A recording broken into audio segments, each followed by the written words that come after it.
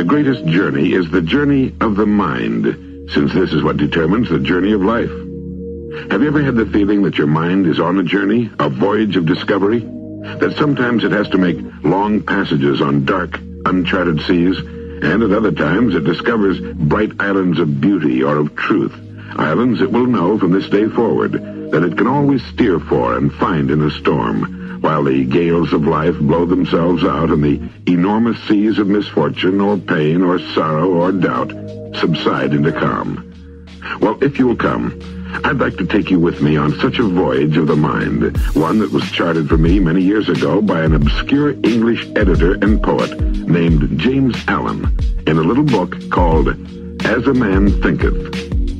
The words you will hear are essentially those of James Allen's As a Man Thinketh.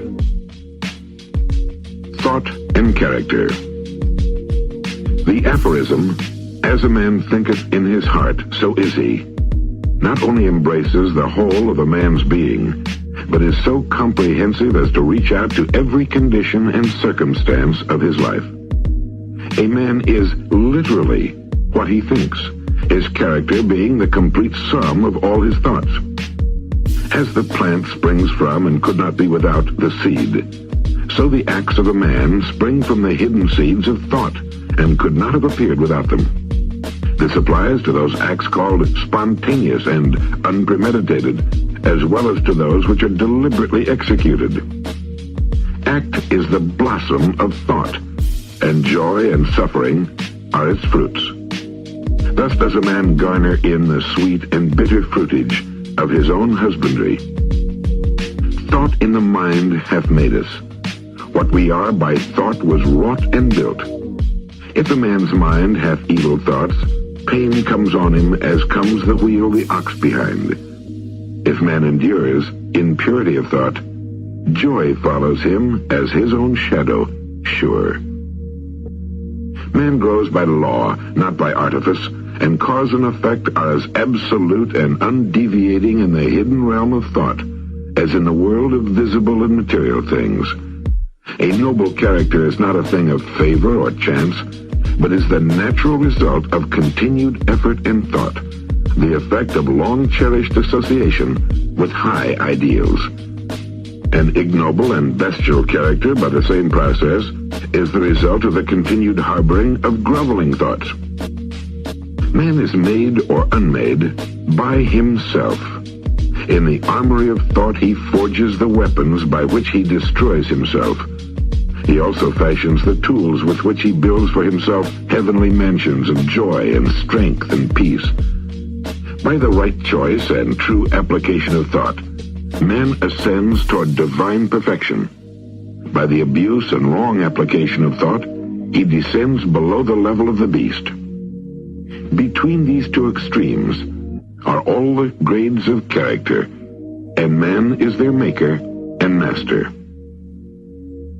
Of all the beautiful truths pertaining to the soul which have been restored and brought to light, none is more gladdening or fruitful of divine promise and confidence than this, that man is the master of thought, the molder of character, and the maker and shaper of condition, environment, and destiny. As a being of power, intelligence, and love, and the lord of his own thoughts, man holds the key to every situation, and contains within himself that transforming and regenerative agency by which he may make himself what he wills. Man is always the master, even in his weakest and most abandoned state. But in weakness and degradation, he is the foolish master who misgoverns his household. When he begins to reflect upon his condition and to search diligently for the law upon which his being is established, he then becomes the wise master, directing his energies with intelligence and fashioning his thoughts to fruitful issues. Such is the conscious master, and man can only thus become by discovering within himself the laws of thought, which discovery is totally a matter of application, self-analysis, and experience. Only by much searching and mining are gold and diamonds obtained, and man can find every truth connected with his being if he will dig deep into the mine of his soul, and that he is the maker of his character, the molder of his life, and the builder of his destiny, he may unerringly prove if he will watch, control, and alter his thoughts, tracing their effects upon himself, upon others, and upon his life and circumstances, linking cause and effect by patient practice and investigation, and utilizing his every experience, even to the most trivial everyday occurrence, as a means of obtaining that knowledge of himself which is understanding, wisdom, power. In this direction, as in no other, is the law absolute that he that seeketh findeth, and to him that knocketh it shall be opened. For only by patience, practice, and ceaseless importuning can a man enter the door of the temple of knowledge. The body is the servant of the mind. It obeys the orders of the mind, whether they be deliberate or automatic. At the bidding of evil, miserable thoughts, the body may sink rapidly into disease and decay. At the command of glad and beautiful thoughts, it may clothe itself with youthfulness and beauty. Disease and health, like circumstances, are often rooted in thought. Sick thoughts may express themselves through a sick body. In Aboriginal societies, thoughts of fear have been known to kill a man as speedily as a bullet, and they are continually killing thousands of people in our society just as surely, though less rapidly. People who live in fear of disease are apt to become ill. Anxiety quickly demoralizes the whole body and lays it open to illness and disease, while evil thoughts, even though they be no more than that, will soon shatter the nervous system. Strong, pure, and happy thoughts build vigor and grace. The body is a sensitive plastic instrument which responds readily to the thoughts by which it is governed, and habits of thought will produce their own effects, good or bad, upon it. Out of a clean mind comes a clean life and a clean body. Out of a defiled mind proceeds a defiled life and a corrupt body. Thought is the fount of action, life, and manifestation. Make the fountain pure, and the stream of life will flow with greater purity. Change of diet may little help a man who will not change his thoughts. When a man makes his thoughts healthy, he no longer desires unhealthy food. Clean thoughts make clean, healthy habits. The so-called saint who does not wash his body may well not be a saint. If you would perfect your body, guard your mind. If you would renew your body, beautify your mind. Thoughts of malice, envy, disappointment, despondency can rob your body of its health and grace. A sour face does not come by chance. It is made by sour thoughts. Wrinkles that mar are drawn by folly, pride, and passion. I know a woman of 96 who has the bright, innocent face of a girl. I know a man well under middle age whose face is drawn into inharmonious contours. The one is the result of a sweet and sunny disposition. The other is the outcome of bad temper and discontent. As you cannot have a sweet and wholesome abode unless you admit the air and sunshine freely into your rooms, so a strong body and a bright, happy, serene countenance can only result from the free admittance into the mind of thoughts of joy and goodwill and serenity. On the faces of the aged, there are wrinkles made by sympathy, others by strong and pure thought, and others are carved by arrogance and resentment. Who cannot distinguish them? With those who have lived thoughtfully, age is calm, peaceful, and softly mellowed like the setting sun. I have recently seen a philosopher on his deathbed. He was not old except in years. He died as sweetly and peacefully as he lived. There is no physician like cheerful thought for dissipating the ills of malcontent. There is no comforter to compare with goodwill for dispersing the shadows of grief and sorrow. To live continually in thoughts of ill will, cynicism, suspicion, and envy is to be confined in a self-made prison hole. But to think well of all, to be cheerful with all, to patiently learn to find the good in all, is to live in sight of the very portals of heaven. And day-by-day thoughts of peace toward every creature will bring abounding peace to their possessor. Thought and circumstances. A man's mind may be likened to a garden, which may be intelligently cultivated or allowed to run wild. But whether cultivated or neglected, it must and will bring forth. If no useful seeds are put into it, then an abundance of useless weed seeds will fall therein and will continue to produce their kind. Just as a gardener cultivates his plot, keeping it free from weeds and growing the flowers and fruits which he requires, so may a man tend the garden of his mind, weeding out all the wrong and useless thoughts, and cultivating toward perfection the flowers and fruits of right, useful, and pure thoughts.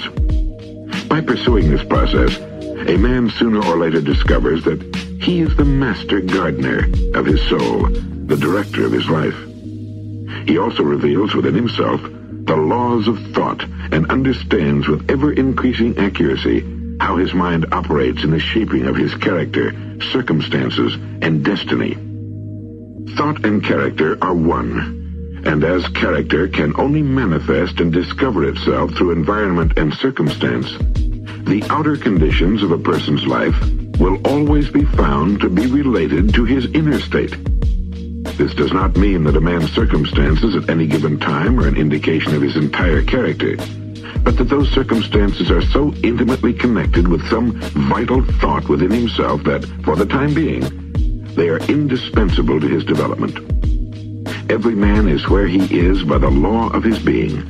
The thoughts which he has built into his character have brought him there, and in the arrangement of his life, there is no lasting element of chance, but all is the result of a law which cannot err. This is just as true of those who are discontented with their surroundings as of those who are contented with them. As an evolving being, man is where he is that he may learn, that he may grow, and as he learns the lesson which any circumstance contains for him, it passes away and gives place to other circumstances. Man is buffeted by circumstances so long as he believes himself to be a creature entirely subject to outside conditions. But when he realizes that he is a creative power and that he may command the hidden soil and seeds of his being out of which circumstances grow, he then becomes the rightful master of himself. That circumstances grow out of thought every man knows who has for any length of time practiced self-control of his mind and thoughts, for he will have noticed that the alteration of his circumstances has been an exact ratio with his altered mental condition. So true is this, that when a man earnestly applies himself to remedy the defects in his character and make swift and marked progress, he passes rapidly through a succession of vicissitudes. The soul attracts that which it secretly harbors, that which it loves, and also that which it fears. It reaches the height of its cherished aspirations. It falls to the level of its unchastened desires, and circumstances are the means by which the soul receives its own. Every thought seed sown or allowed to fall into the mind and to take root there produces its own, blossoming sooner or later into act and bearing its own fruitage of opportunity and circumstance. Good thoughts bear good fruit. Bad thoughts, bad fruit. The outer world of circumstance is shaped by the inner world of thought, and both pleasant and unpleasant external conditions are factors which make for the ultimate good of the individual. As the reaper of his own harvest, man learns both by suffering and bliss. Following the inmost desires, aspirations, thoughts by which he allows himself to be dominated, pursuing the will-o'-the-wisps of vapid imaginings or steadfastly walking the highway of strong and high endeavor, a man at last arrives at their fruition and fulfillment in the outer conditions of his life. The laws of growth and adjustment everywhere obtain. A man does not come to the almshouse or the jail by the tyranny of fate or circumstance, but by the pathway of groveling thoughts and base desires. Nor does a high-minded man fall suddenly into crime by stress of any mere external force. The criminal thought had long been secretly fostered in the heart when the hour of opportunity revealed its gathered power. Circumstance does not make the man, it reveals him. No such conditions can exist as descending into vice and its attendant sufferings apart from vicious inclinations, or ascending into virtue and its happiness without the continued cultivation of virtuous aspirations. And man, therefore, as the Lord and Master of thought, is the maker of himself, the shaper and author of environment. The soul comes to its own. Through every step of its earthly pilgrimage, it attracts those combinations of conditions which reveal itself, which are the reflections of its own virtue and vice, its strength and weakness. Men do not attract that which they say they want, but that which they are. Their whims, fancies, and ambitions are thwarted at every step, but their inmost thoughts and desires are fed with the food of their own choosing. The divinity that shapes our ends is in ourselves. It is our very self. Man is manacled only by himself. Thought and action are the jailers of fate. They imprison, being base. They're also the angels of freedom. They liberate, being noble. Not what he wishes and prays for does a man get, but what he justly earns. His wishes and prayers are only gratified and answered when they comport with his thoughts and actions. In the light of this truth, what then is the meaning of fighting against circumstances?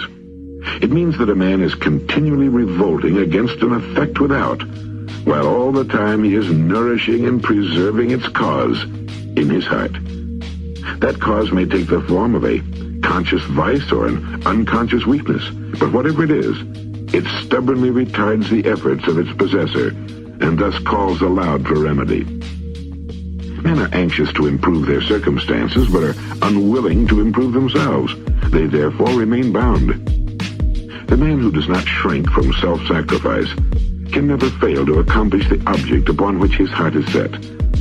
This is as true of material as of spiritual things. Even the man whose sole object is to acquire wealth must be prepared to make great personal sacrifices before he can accomplish his object. And how much more so he who would realize a happy, joyful life. Here is a man who is wretchedly poor. He is extremely anxious that his surroundings and home comforts should be improved.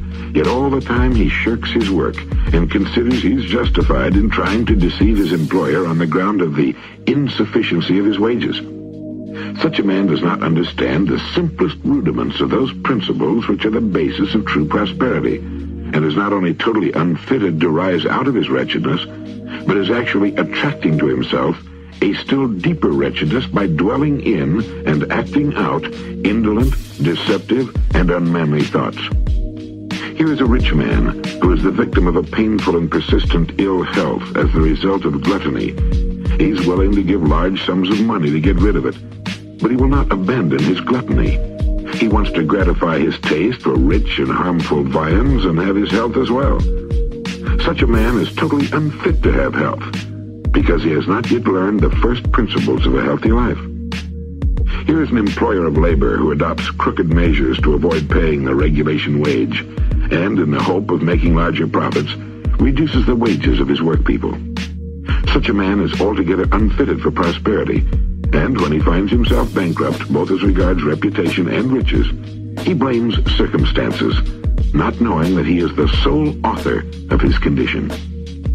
I've introduced these three cases merely as illustrative of the truth that man is the causer, though nearly always unconsciously, of his circumstances, and that while aiming at a good end, he may continually frustrate its accomplishment by thoughts and desires which cannot possibly harmonize with that end. Such cases could be multiplied and varied almost indefinitely, but this is not necessary, as you can, if you so resolve, trace the action of the laws of thought in your own mind and life. Until you do this, mere external facts are not likely to persuade you. Circumstances, however, are so complicated. Thought is so deeply rooted, and the conditions of happiness vary so with individuals, that a man's entire condition, although it may be known to himself, cannot be judged by another from the external aspect of his life alone. A man may be honest in certain directions, yet suffer privations. A man may be dishonest in certain directions, yet acquire wealth. The conclusion usually formed, however, that the one man fails because of his particular honesty, and that the other prospers because of his particular dishonesty, is the result of a superficial judgment, which assumes that the dishonest man is almost totally corrupt, and the honest man almost entirely virtuous. In the light of a deeper knowledge and wider experience, such judgment is found to be erroneous. The dishonest man may have some admirable virtues which the other does not possess, and the honest man obnoxious vices which are absent in the other. The honest man reaps the good results of his honest thoughts and acts. He also brings upon himself the sufferings which his vices produce. And the dishonest man likewise garners his own sufferings and happiness. It is pleasing to human vanity to believe that one suffers because of one's virtue, but not until a man has extirpated every vicious, bitter, and resentful thought from his mind can he be in a position to know and declare that his sufferings are the result of his good and not of his bad qualities. And on the way to, yet long before he has reached that supreme perfection, he will have found working in his mind and life the great law which is absolutely just, and which cannot therefore give good for evil, evil for good. Possessed of such knowledge, he will then know, looking back upon his past ignorance and blindness, that his life is and always was justly ordered, and that all his past experiences, good and bad, were the equitable outworking of his evolving yet unevolved self. Good thoughts and actions can never, in the long run, produce bad results. Bad thoughts and actions can never produce good results. This is but saying that nothing can come from corn but corn, nothing from nettles but nettles. Men understand this law in the natural world and work with it, but few understand it in the mental and moral world, though its operation there is just as simple and undeviating, and they, therefore, do not cooperate with it. Mental suffering is always the effect of error in some direction. It is an indication that the individual is out of harmony with himself, with the law of his being. The sole and supreme use of such suffering is to correct and teach. Mental suffering ceases for him who is wise. There can be no object in burning gold after the dross has been removed, and the mind of a perfectly enlightened being cannot be agonized. The circumstances which a man encounters with suffering are the result of his own bleak outlook. The circumstances which a man encounters with blessedness are again the result of his own attitude. Blessedness, not material possessions, is the measure of right. Wretchedness, not lack of material possessions, is the measure of wrong. A man may be cursed and rich. He may be blessed and poor. Blessedness and riches are only joined together when the riches are wisely used, and the poor man only descends into wretchedness when he regards his lot as a burden unjustly imposed. Indigence and indulgence are the two extremes of wretchedness.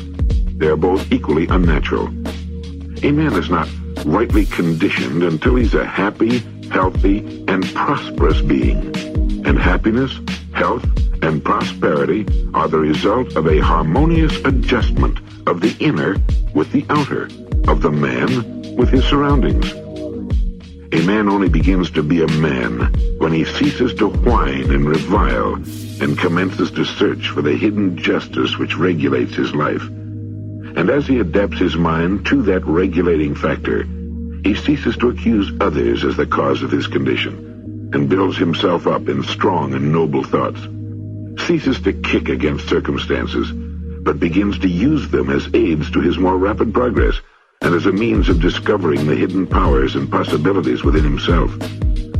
Law, not confusion, is the dominating principle in the universe. Justice, not injustice, is the soul and substance of life.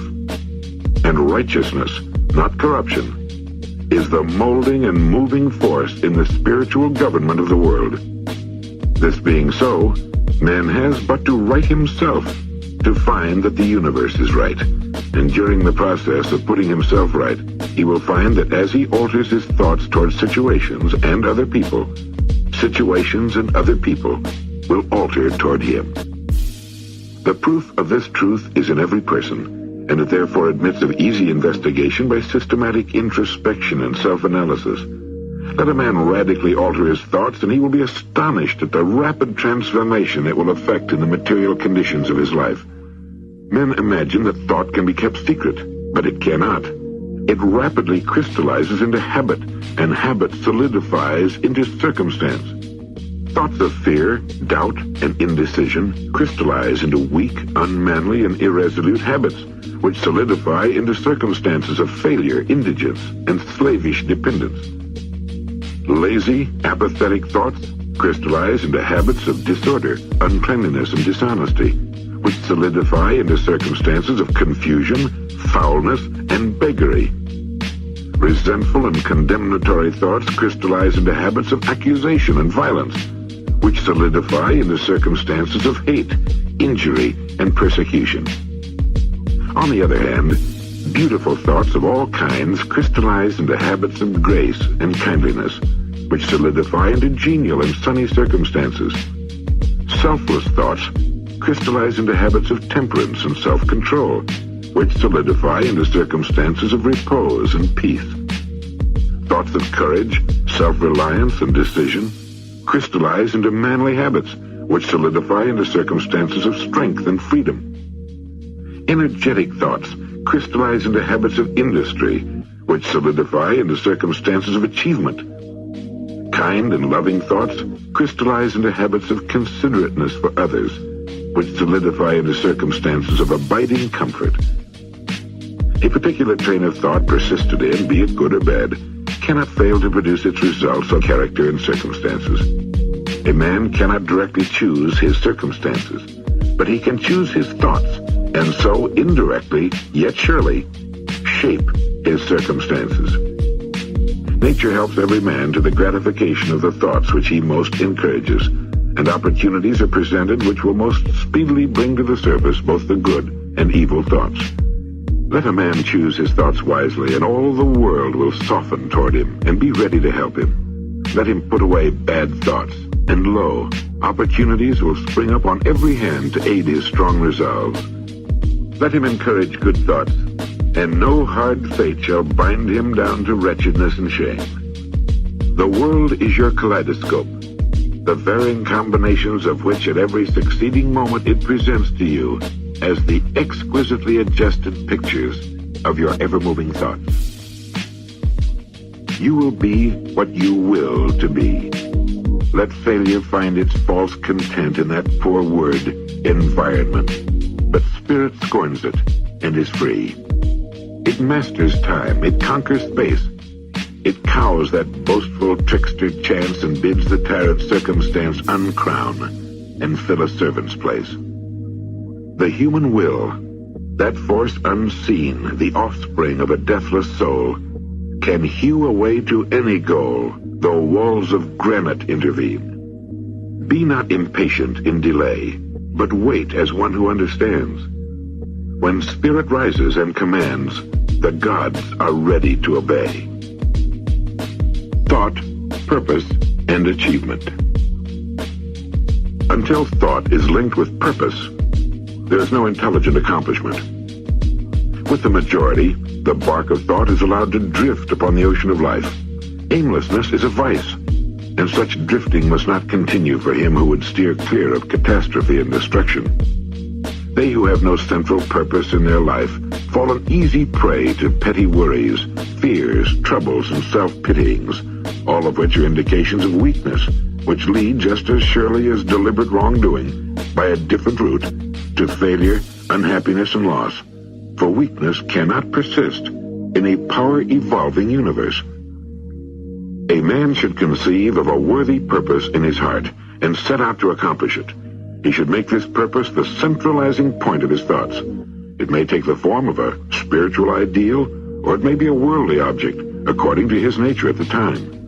But whichever it is, he should steadfastly focus his thoughts upon the object which he has set before him. He should make this purpose his supreme duty, and should devote himself to its attainment, not allowing his thoughts to wander away into vague and ephemeral fancies. This is the royal road to self-control and true concentration of thought. Even if he fails again and again to accomplish his purpose, as he necessarily must until weakness is overcome, the strength of character he earns will be the measure of his true success, and this will form a new starting point for future power and triumph. Those who are not prepared to conceive and dedicate themselves to a great purpose should fix their thoughts upon the faultless performance of their duty, no matter how insignificant their tasks may appear. Only in this way can the thoughts be gathered and focused, and resolution and energy be developed, which, being done, there is nothing that may not be accomplished. The weakest will, knowing its own weakness and believing this truth, that strength can only be developed by effort and practice, will, thus believing, at once begin to exert itself, and, adding effort to effort, patience to patience, and strength to strength, will never cease to develop, and will at last grow strong. As the physically weak man can make himself strong by careful and patient exercise, so the man of weak thought can become strong by training himself in thinking. To put away aimlessness and weakness, and to begin to think with purpose, is to enter the ranks of those strong ones who only recognize failure as one of the pathways to attainment, who make all conditions serve them, and who think strongly, attempt fearlessly, and accomplish masterfully. Having conceived of his purpose, a man should prudently mark out a straight pathway to its achievement, looking neither to the right nor the left. Doubts and fears should be rigorously excluded. They are disintegrating elements which break up the straight line of effort, rendering it crooked, ineffectual, useless. Thoughts of doubt and fear never accomplish anything, and never can. They always lead to failure. Purpose and energy are weakened when doubt and fear creep in. The will to do springs from the knowledge that we can do. Doubt and fear are the great enemies of this knowledge, and he who encourages them thwarts himself at every step. He who has conquered doubt and fear has conquered failure. His every thought is fraught with power, his difficulties wisely, bravely met and overcome. His purposes are seasonably planted, and they bloom and bring forth fruit which does not fall prematurely to the ground. Thought, allied fearlessly to purpose, becomes creative force. He who knows this is ready to become something higher and stronger than a mere bundle of wavering thoughts and fluctuating sensations. He who does this has become the conscious and intelligent wielder of his mental powers. All that a man achieves and all that he fails to achieve is the direct result of his own thoughts. In a justly ordered universe where loss of equipoise means destruction, individual responsibility must be absolute. A man's weakness and strength, wisdom and folly are his own, and not another man's. They are the product of himself, and not another. And they can only be altered by himself, never by another. His circumstances also are his own, and not another man's. His suffering and his happiness are evolved from within. As he thinks, so is he. As he continues to think, so he remains. A strong man cannot help a weaker unless the weaker is willing to be helped, and even then the weak man must become strong of himself. He must, by his own efforts, develop the strength which he admires in another. None but himself can alter his condition. It has been usual for men to think and to say, "Many men are slaves because one is an oppressor. Let us hate the oppressor." However, there is among an increasing few a tendency to reverse this judgment and to say, "One man is an oppressor because many are slaves. Let us despise the slaves."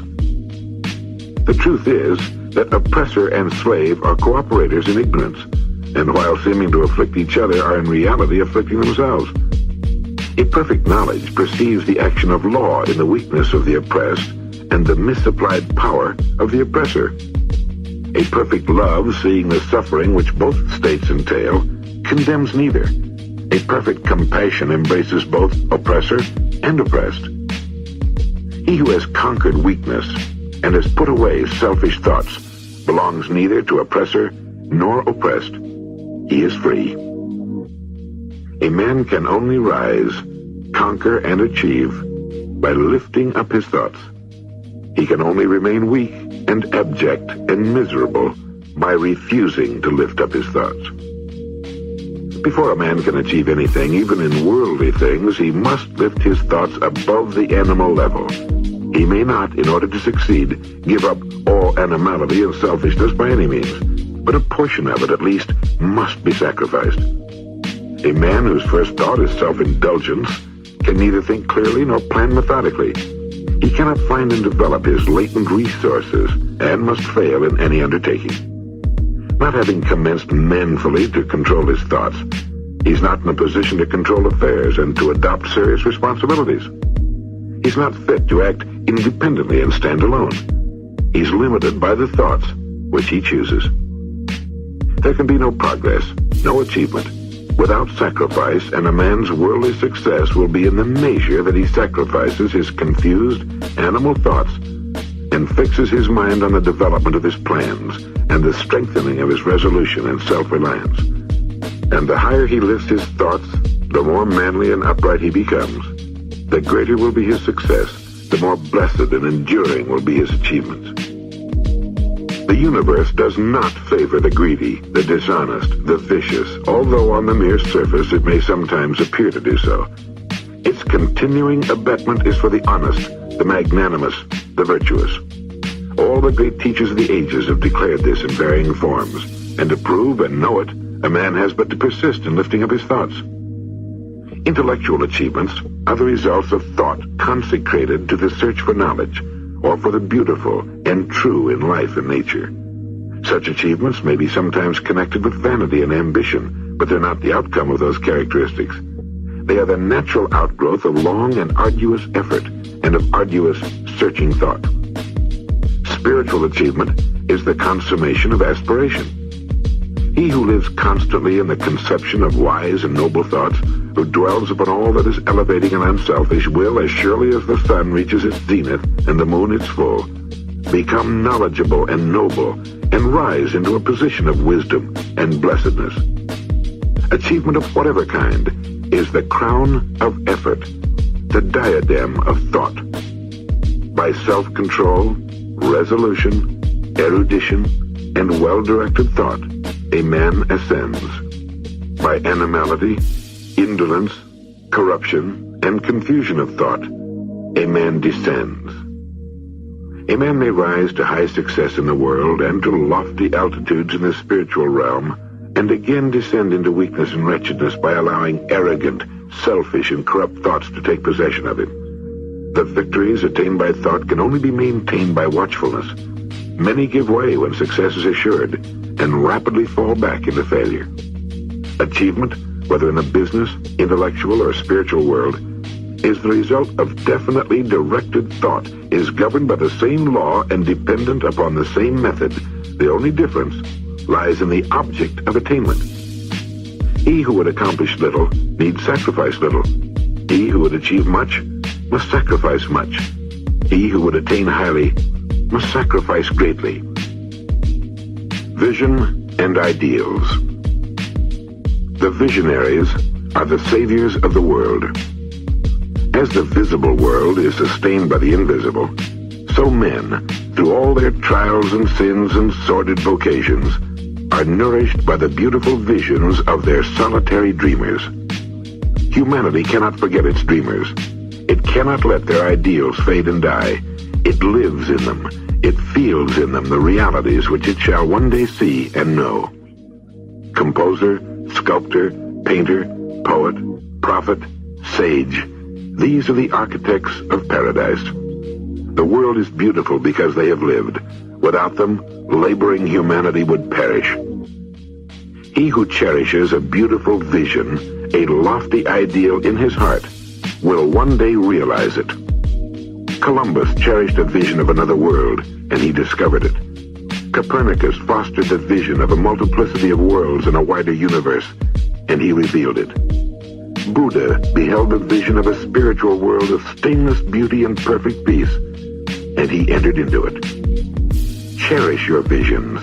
Cherish your ideals. Cherish the music that stirs in your heart, the beauty that forms in your mind, the loveliness that drapes your purest thoughts, for out of them will grow all delightful conditions, all heavenly environment. Of these, if you but remain true to them, your world will at last be built. To desire is to obtain. To aspire is to achieve. Shall man's basest desires receive the fullest measure of gratification and his highest aspirations starve for lack of sustenance? Such is not the law. Such a condition of things can never obtain. Ask and receive. Dream lofty dreams, and as you dream, so shall you become. Your vision is the promise of what you shall one day be. Your ideal is the prophecy of what you shall at last unveil. The greatest achievement was at first and for a time a dream. The oak sleeps in the acorn. The bird waits in the egg. And in the highest vision of the soul, a waking angel stirs. Dreams are the seedlings of realities. Your circumstances may be uncongenial, but they shall not long remain so if you but perceive an ideal and strive to reach it. You cannot travel within and stand still without. Here is a youth, hard-pressed by poverty and labor, confined long hours in an unhealthy workshop, unschooled and lacking all the arts. But he dreams of better things. He thinks of intelligence, of refinement, of grace and beauty. He conceives of, mentally builds up, an ideal life. The vision of a wider liberty and a larger scope takes possession of him. Unrest urges him to action, and he utilizes all his time and means, small though they are, to the development of his latent powers and resources. Very soon, so altered has his mind become that the workshop can no longer hold him. It has become so out of harmony with his mentality that it falls out of his life as a garment is cast aside, and with the growth of opportunities which fit the scope of his expanding ability, he passes out of it forever. Years later, we see this youth as a full-grown man. We find him a master of certain forces which he wields with worldwide influence and almost unequaled power. In his hands he holds the cords of gigantic responsibilities. He speaks, and lo, lives are changed. Men and women hang upon his words and remold their characters, and, sun-like, he becomes the fixed and luminous center around which innumerable destinies revolve. He has realized the vision of his youth. He has become one with his ideal. And you too will realize the vision, not the idle wish, of your heart, be it base or beautiful, or a mixture of both. For you will always gravitate toward that which you secretly most love. Into your hands will be placed the exact results of your own thoughts. You will receive that which you earn, no more, no less. Whatever your present environment may be, you will fall, remain, or rise with your thoughts, your vision, your ideal. You will become as small as your controlling desire, as great as your dominant aspiration. In the beautiful words of Stanton Davis, you may be keeping accounts, and presently you shall walk out of the door that for so long has seemed to you the barrier of your ideals, and shall find yourself before an audience, the pen still behind your ear, the ink stains on your fingers, and then and there shall pour out the torrent of your inspiration. You may be driving sheep, and you shall wander to the city, bucolic and open-mouthed, shall wander under the intrepid guidance of the Spirit into the studio of the Master, and after a time he shall say, I have nothing more to teach you. And now you have become the Master, who did so recently dream of great things while driving sheep. The thoughtless, the ignorant, and the indolent, seeing only the apparent effects of things and not the things themselves, talk of luck, of fortune, and chance. Seeing a man grow rich, they say, how lucky he is. Observing another become intellectual, they exclaim, how highly favored he is. And noting the character and wide influence of another, they remark, how chance aids him at every turn. They do not see the trials and failures and struggles which these men have voluntarily encountered in order to gain their experience. They have no knowledge of the sacrifices they have made, of the undaunted efforts they have put forth, of the faith they have exercised, that they might overcome the apparently insurmountable and realize the vision of their heart. They do not know the darkness and the heartaches, They only see the light and joy and call it luck. They do not see the long and arduous journey, but only behold the present goal and call it good fortune. They do not understand the process, but only perceive the result and call it chance. In all human affairs there are efforts and there are results, and the strength of the effort is the measure of the result. Chance is not. Gifts, powers, material, intellectual, and spiritual possessions are the fruits of effort.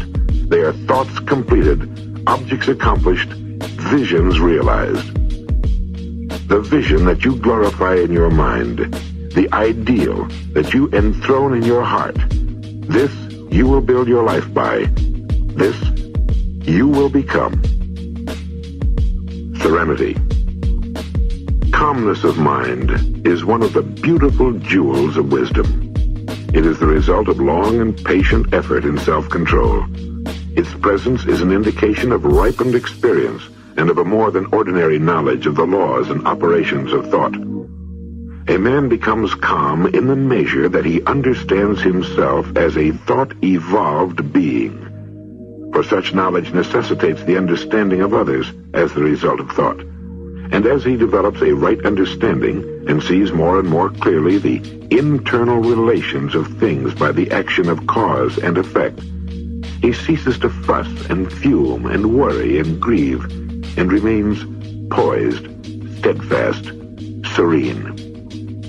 The calm man, having learned how to govern himself, knows how to adapt himself to others, and they in turn reverence his spiritual strength and feel that they can learn of him and rely upon him. The more tranquil a man becomes, the greater is his success, his influence, his power for good. Even the most ordinary trader will find his business prosperity increases as he develops a greater self-control and equanimity, for people will always prefer to deal with a man whose demeanor is strongly equable.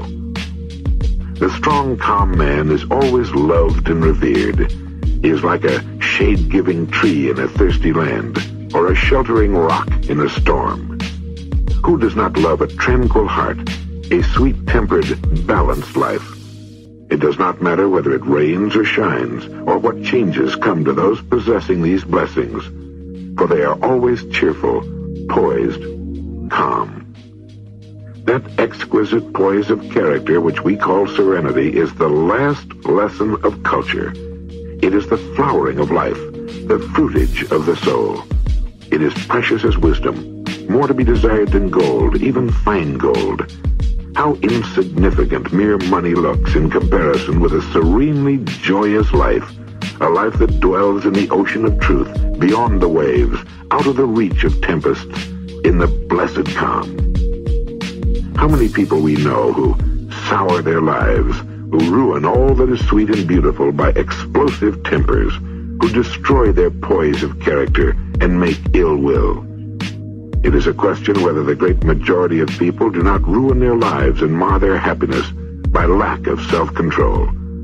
How few people we meet in life who are well-balanced, who have the exquisite poise which is characteristic of the finished person. Yes, humanity surges with uncontrolled emotion, is tumultuous with ungoverned grief, is blown about by anxiety and doubt. Only the wise man, only he whose thoughts are controlled, makes the winds and the storms obey him. Tempest-tossed souls, wherever ye may be, under whatsoever conditions ye may live, know this. In the ocean of life, the isles of blessedness are smiling, and the sunny shore of your ideal awaits your coming. Keep your hand firmly upon the helm of thought. In the bark of your soul reclines the commanding master. He does but sleep. Wake him. Self-control is strength. Thought is mastery. Calmness is power. Say unto your heart, peace. Be still.